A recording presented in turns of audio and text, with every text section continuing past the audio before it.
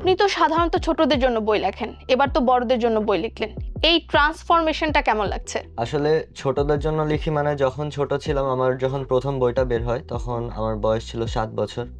তখন থেকে লেখালেখি শুরু, মানে পড়া শুরু করেছি আমি ঈশপ দিয়ে। তো ঈশপেরটা পড়তাম, ওইভাবে ভাবনা আসতো, তো ওখান থেকে আর কি লেখাটা শুরু।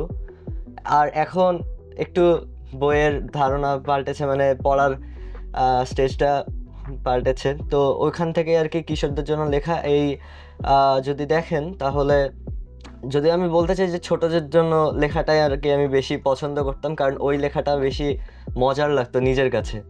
তাছাড়াও এখন যে উপন্যাসগুলো লিখছি এগুলোও ভালো লাগছে।